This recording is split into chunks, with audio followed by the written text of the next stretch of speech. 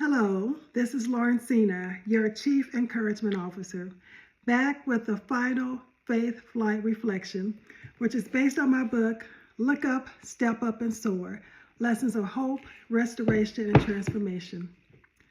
Have you ever felt stuck between where you've been and where you believe God is calling you next?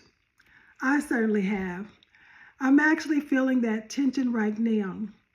But today, I hope that as I share reflections from the final 3 chapters of the book, that you and I both feel God helping us to shift from feeling stuck to believing that God will empower us to soar. Chapter 29 of the book is entitled Risk Being Uncomfortable. Have you ever felt uncomfortable on a flight? Most of us probably don't like being stuck in that middle seat of a plane. But if you fly my favorite airline, Southwest, the likelihood of getting stuck in a middle seat is higher because we don't get to pick our seat ahead of time.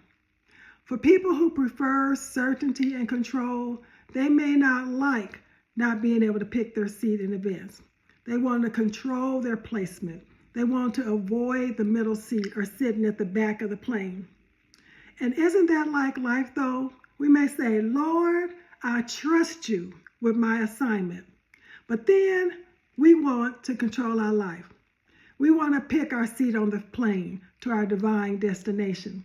We want to pick the position, the career, the organization we'll work in, the community we'll live in. We want to sit, work, and live in places that are familiar, comfortable, and predictable. We may not look for opportunities that look unfamiliar or might take us outside of our comfort zone. But what if the blessing was sitting next to the person, taking the position, working on the project that we were tempted to walk past or overlook? Have you ever thought that God might be trying to tell you that you can't soar if you're only willing to sit where you're comfortable? Abraham had to leave the familiar. He had to go where God sent him before he knew the outcome. And some of you right now may be saying, God, what am I supposed to do? But God is asking you to move. He's asking you to go. He's asking you to say yes to that seat that might stretch you. I know I talk a lot about flights to Kansas City. So yes, I have another story to tell about a flight to Kansas City because that's where I was born and raised. So this particular trip, I was going to Kansas City for our parents' anniversary celebration. And I bought this really nice black tuxedo dress and I couldn't wait to wear it. But I wanted to make sure it didn't get lost. So I carried it with me on the plane. I didn't want to take a chance on checking it in. But after the celebration, I wore the dress. On the way back, I decided at the last minute, why don't I just go ahead and check it in? But I didn't make that decision until I was at the airport. So under normal circumstances, it would be no big deal to check a bag. But for some reason, I didn't put it in a garment bag. Instead, I just gave it to the airline attendant in the retail store's hanging plastic bag, which didn't give it much protection because it was going to be riding on the plane with some heavy-duty bags. So when we arrived back in Dallas, I waited for my dress to come off the conveyor belt. I waited, and it never arrived. So I filed a lost bag claim and waited some more. A week went by. Then finally, I get a call from the airline that my bag had been found. And when I arrived at the airport to pick up the bag, not surprisingly, the bag was damaged. It had been ripped and then taped back together. But the dress inside, the thing that mattered, was not damaged. Now this is a shouting moment because you and I may look like we've been through something. We may look and feel like we've been crushed under the weight of heavy bags. But what God has placed inside of us is still intact. You may have been delayed, bruised, crushed, overlooked, but not destroyed. Maybe your confidence got lost in transit. Maybe your joy, your passion, your identity, your voice, your dream got lost. But Joel 2:25 says, I will restore to you the years the locusts have eaten. Not replace, restore, meaning it still belongs to you. So this is your moment to reclaim what the enemy tried to steal or what you thought was lost. One of my favorite songs is Ty Tribbett's song, I Want It All Back. So sometimes when I was feeling discouraged, I would just turn this song up very loud and tell the enemy that I want everything back that you tried to steal from me.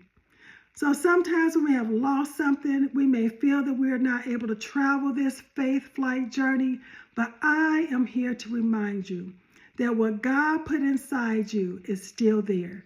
You have everything you need for this faith flight journey, but you just might need to get refueled or renewed.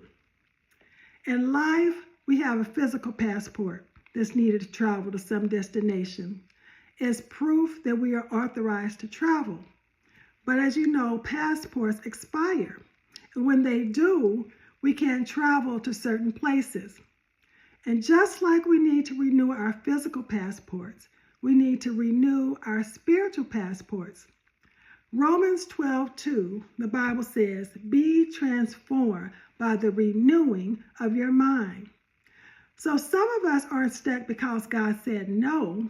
We're stuck because we're trying to travel on an expired mindset. So God may have said, your passport is revoked temporarily.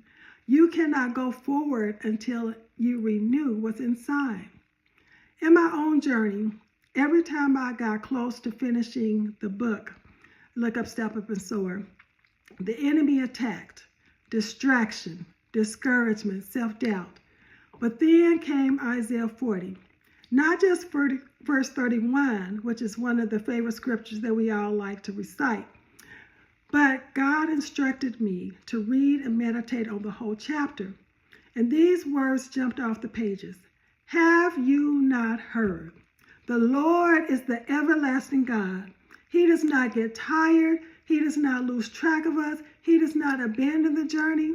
Even youths grow weary, but those who hope in the Lord shall renew their strength. They will soar like eagles. But you know, God has a funny way of getting our attention because I feel like I'm currently having deja vu. Last time the enemy attacked me as I was getting close to finishing the book. And over the past few months, I've been working on a project connected to the book. I've been developing Faith Flight Favors, which is supposed to be a collection of small, tangible reminders of the lessons addressed in the book.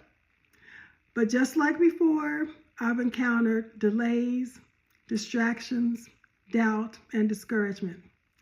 And I should know by now that this is to be expected. It's all part of the faith flight journey. God keeps reminding me that He has to take me through the storms so that my message of hope and faith come from an authentic place of surrender and trusting Him to order my steps and renew my mind. I can't tell people that God will bring them out of the valley or that they can overcome turbulent seasons in their lives if I have not experienced a valley or a turbulent season. So I can spread messages of hope and encouragement because God is the source of my hope. So as I wrap up this final faith flight reflection, I want to share some final words of encouragement. You might be in a valley right now, but the valley is not your destination. Peace, purpose, and God's promises await you at your divine destination. On this journey, there will be tears, and I have shared a few. There will be delays and detours. I have had some. There will be stretching and shaking and uncomfortable seats and baggage that gets mishandled. But hear this, God will not let you miss your flight. And when it is time, He will call your name. He will restore your peace and your joy. He will reclaim what was lost, broken, stolen, or buried. He will renew your mind and your strength. He will give you faith to believe that what He placed inside of you will survive every storm, and He will lift you up to soar again. I am a believer, and He has taken me through some storms so that I can speak to you not on what I read about, but what I know. And I know God is faithful, and He will help you soar.